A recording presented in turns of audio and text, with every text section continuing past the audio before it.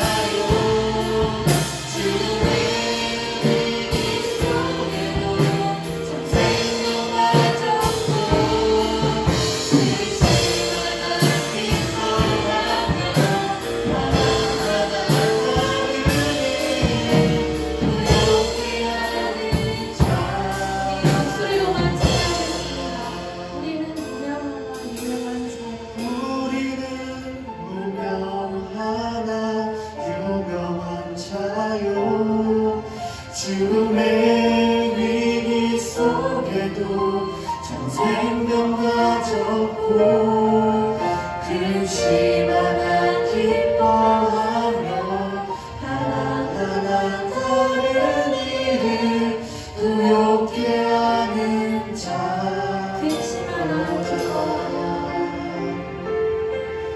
그시마가 기뻐하며 하나하나 다른 일을 모든 것 가진 자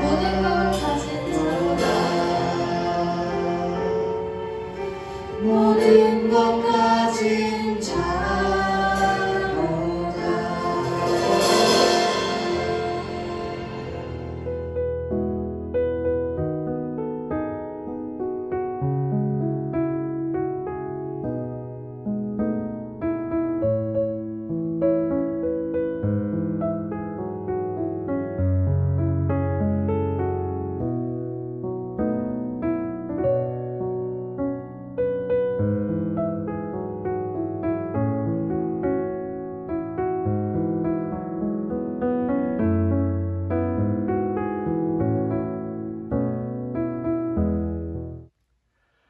여러분 반갑습니다. 오늘 함께 읽은 열왕기상 3장 4절부터 10절까지의 말씀은 우리가 너무나도 잘 알고 있는 이 솔로몬 왕에 대한 그런 이야기입니다. 이 내용을 한번 우리가 살펴보기 전에 먼저 여러분께 질문 하나 해보겠습니다.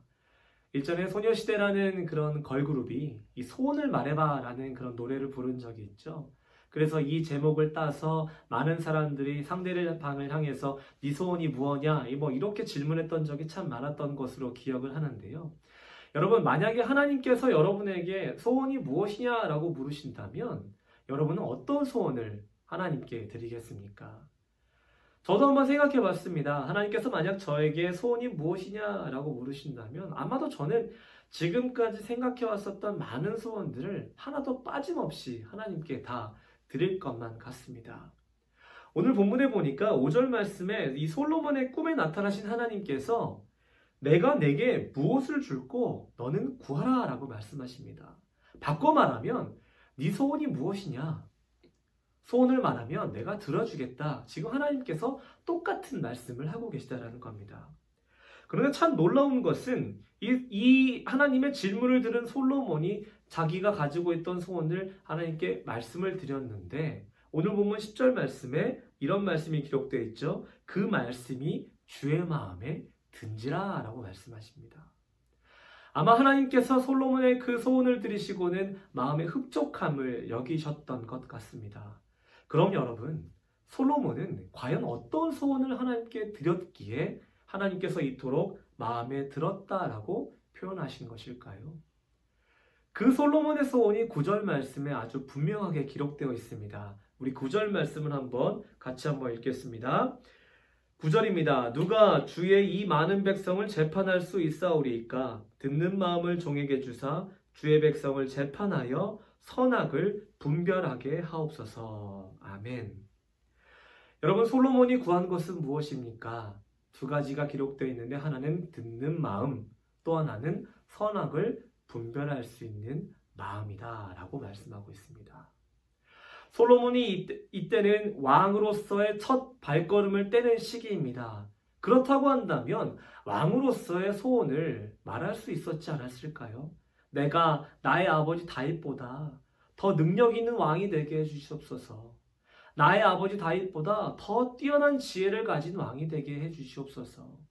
나의 아버지 다윗보다 더 강한 군대를 가지고 있어서 주변의 어떤 대국들이 우리를 쉽게 공격하지 못할 수 있는 그런 강대국이 될 수 있도록 그런 강한 왕으로 나를 만들어 달라고 말할 수 있지 않았을까요? 근데 그럼에도 불구하고 이 솔로몬은요, 자기 자신만을 위한 그런 소원을 하나님께 드린 것이 아니었습니다. 그가 구했던 것은요, 무엇이 정말로 하나님의 뜻인지를 분명하게 깨닫고 거기에 맞춰서 자기의 소원을 하나님께 드렸다라는 겁니다. 그것이 바로 듣는 마음이었고 선악을 분별할 수 있는 마음이었습니다. 듣는 마음 좀 더 찾아보니까요, 이 순종하다라는 그런 의미를 가지고 있었습니다. 그러니까 듣는 마음을 달라는 것은 무엇이냐면 자기 주변에도 많은 조언을 줄 수 있는 사람들이 있었음에도 그들의 말보다 내가 하나님을 믿는 사람으로서 하나님의 말씀을 먼저 듣고 그것을 가장 중점적으로 여기고 그것을 명확하게 듣고 그 말씀대로 내가 순종하며 이 왕국을 다스리는 그런 왕이 되겠습니다. 이렇게 결단했다라는 겁니다. 또 하나 선악을 분별할 수 있게 해주시옵소서. 많은 백성을 내가 다스리면서 무엇이 옳은 것이고 무엇이 그른 것인지를 분별할 수 있어야 되는데 그것을 분별할 수 있으려면 하나님께로부터 오는 그 선악을 분별할 수 있는 지혜가 나에게 있어야 하지 않겠습니까? 솔로몬은 지금 이렇게 하나님께 말씀드리면서 그 마음을 달라고 하나님께 요청했던 겁니다. 자신만을 위한 어떤 소원이 아니라 타인을 돌볼 줄 알고 타인을 위한 삶이 무엇인지를 그가 깨달음으로 하나님께 그런 마음을 표출하는 것을 하나님은 보시고는 그의 마음에 든지라 라고 이렇게 표현하시면서 이 시대를 살아가고 있는 그리스도인들이 오늘날 사회 속에서 갖춰야 할 가장 지혜로운 삶이 무엇인지를 우리에게 전해주고 있는 본문이 바로 오늘 열왕기상 3장 4절부터 10절까지의 말씀입니다. 여러분, 오늘날 우리가 살고 있는 이 사회의 모습 어떻게 보면 참 안타깝죠. 인본주의 사상이 점점 더 명확해지고 있고 또 자기중심의 시대라고들 많이들 이야기합니다. 신보다 더 중요한 것이 인간이다 라고 이야기하면서 하나님과 하나님의 말씀을 외면해버리고 사람의 말을 중시하고 또 내 말을 중시하고 또 타인의 말을 듣지 않고 오직 내 말만을 하는 그런 사회가 되어버렸습니다. 그렇다 보니 다툼이 많이 일어나게 되고 또 어떤 진리의 경계가 무너져버리는 그런 모습들을, 그런 안타까운 모습들을 참 많이 보게 되는데요. 여러분, 오늘날 같은 이 사회 속에서 우리가 갖춰야 할 지혜로운 삶, 다시 한번 말씀드립니다. 9절 말씀에 나온 것처럼 듣는 마음, 좀 더 나아가면 하나님의 말씀에 순종하는 마음, 그리고 선악을 확실하게 분별할 줄 아는 그런 지혜로운 마음, 그리고 모습. 여러분, 이 두 가지를 우리가 함께 오늘 말씀을 통해서 다시 한번 기억하면서 하나님의 정의와 하나님의 공의가 강같이 흐르는 이 아름다운 사회를 만들어갈 수 있는 저와 여러분이 되셨으면 좋겠고, 우리가 한마음 한뜻으로 이 기도 제목을 가지고 함께 기도하면서 정말 오늘날 그리스도인으로서 부끄럽지 않고 또 우리도 솔로몬처럼 하나님의 마음에 드는 그런 귀한 저와 우리 창동교회 청소년들 여러분들이 되시기를 간절히 축원합니다. 사랑하는 우리 중등부 고등부 친구들, 오늘 목사님 설교 잘 들으셨죠? 맞습니다. 우리가 그리스도인으로 살려면 하나님이 주시는 듣는 마음, 선악을 분별할 수 있는 하나님의 영을 받아야 될 것입니다. 특히 우리 친구들이 있는 그 청소년기 시절은 너무나 세상의 유혹과 죄악에 쉽게 빠질 수 있는 시기입니다.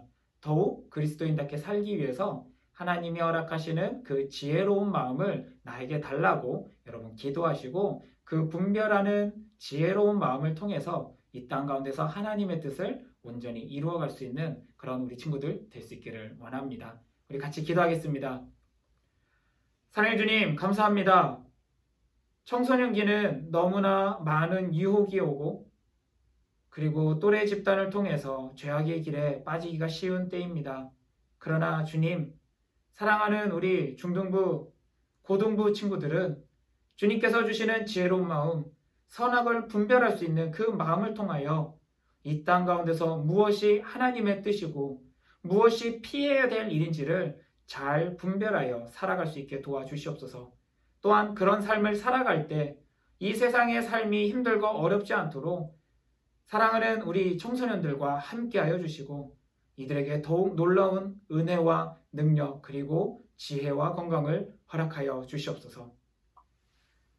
지금은 우리 주 예수 그리스도의 은혜와 아버지 하나님의 분별할 수 있도록 허락하시는 놀라운 지혜의 능력과 또한 우리와 함께 하시며 하나님의 뜻을 따라 살아갈 수 있도록 우리에게 용기와 능력과 건강과 지혜를 허락하시는 성령 하나님의 역사하심이 지금 이 자리 가운데서 함께 예배드리며 목사님의 설교를 통하여 다시금 각성하고 결단하며 나가는 사랑하는 우리 창동교회 청소년부 친구들의 머리 위에 지금으로부터 영원토록 함께 하시기를 축원하옵나이다. 아멘. 수고하셨습니다.